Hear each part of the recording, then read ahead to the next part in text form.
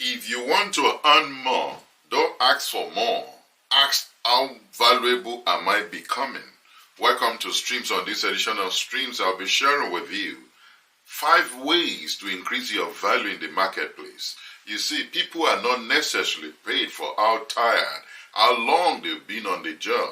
Rather, they are paid for the problem they can solve. And this brings frustration from a lot of people. They are thinking, I've been around long enough, they should pay me more. You are not paid for your time, you are paid for the value. What is value in itself? Because you might be thinking it's just an intangible thing. Value is your usefulness, is your ability to problem solve real problems. Not the problems that you imagined, but the real problems of your organization, the pain point, what you can, conceptualize and bring value to the space, the kind of ideas you can bring to the table that either increases productivity or increases the revenue.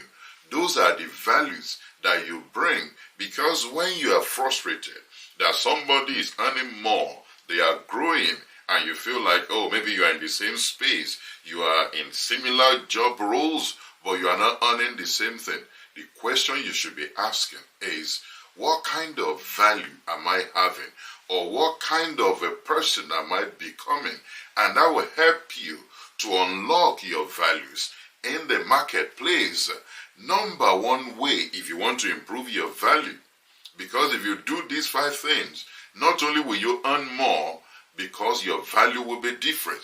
Number 1, improve your skills. One of the undoings of career professionals or people that I've crossed paths with myself is that they have no tangible skill, but they want to earn more. If you want to earn more, improve your skill. When you improve your skill, you bring a different kind of value to the marketplace, because you can look at problems from a different prism and bring different perspectives to the problem or solution to help people who are either confronted or the organization in that phase of the problem to be able to solve it. Number 2 way to increase your value is to solve real problems. You see, there are some intangible problems that do not move a needle, but there are real problems when it comes to sales problem, when it comes to overhead costs, when it comes to, concurrent budget or budget spend. If you can bring a solution that changes the dynamics, people will notice it. I think I was having a conversation with a top management staff, and he said, I've been able to save about $500,000 to $600,000 in terms of wasteful contracts, problems in my organization. Imagine if they are paying you 50 grand, you help them to save almost $500,000 or 700,000. Do you think they will keep you? They're gonna keep you. They're gonna promote you, and they're going to what?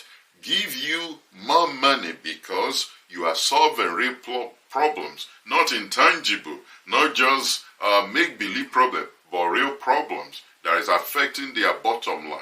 Number 3, improve on your character and your consistency. You can always, because they need to know you can be dependable, you can be reliable. You cannot just be having a brave wave of a moment where you bring in perspective and then you switch off and nobody. You must be consistent and you must be reliable, and they can trust your communication or what you are bringing to the marketplace. When they give you a task, you do it well to the best of your ability, and you what? You deliver. You don't give excuses. That's part of the value, consistency, and the character. Your reliability is part of the value that will be like, if we give him or her a target to deliver. I remember we're implementing a project with members of my team, and the budget on that European project at the time was not going to cover the cost of deploying the team to, I think it was Nicaragua. But we had to raise extra money to be able to take the participant to that project. And the partners on the project said, we know that each team will always find a way to execute on the project. That is character, that is consistency. There are loads of that we have achieved in the project space or execution of ideas, character and dependency. Number 4, communicate your value. Not only should you have that value, learn to communicate that value. You could have some innate capabilities that you have not discussed or you have not shared with other people. Find a way to communicate your value. If you have a solution to a problem, bring it to the table. Don't say, oh, because they didn't ask me, I didn't want to interrupt, or I don't want to disrupt the...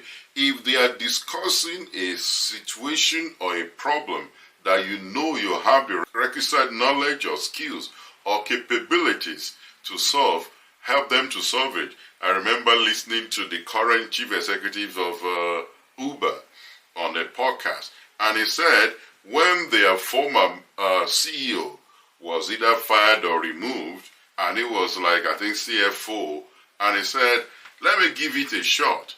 And giving it a shot is running a major, a platform now. Oh, maybe I got this wrong. He was in a place and he was CFO, and then he had to give that a shot as the CEO, and running that was when Uber now pushed him to come and run Uber by just offering himself to solve a problem in a particular organization that handed him the seat of Uber as chief executive.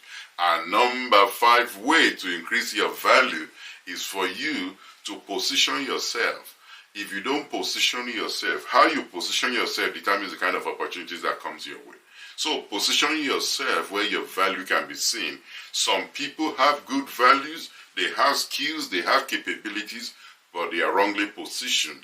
They don't network upwardly, they just stay within mediocre team. You need to change the circle of people around you, network to where they will see your value, and your value can be appreciated. That's you positioning yourself.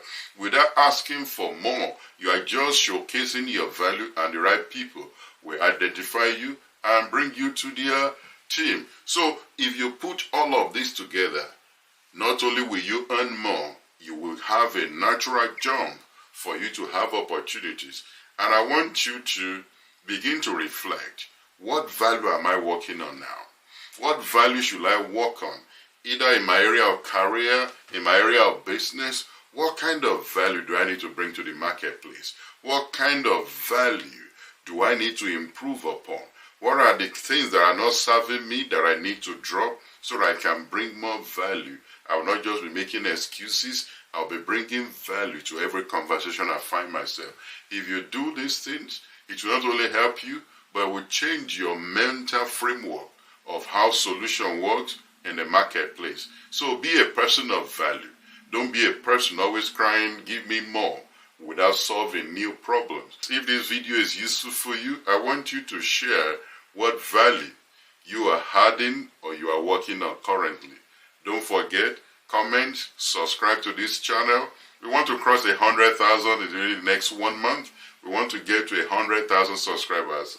Help us to get on that. And if this gives you value, share with someone and let us be a person of value. And I look forward to seeing you on the next edition of Streams.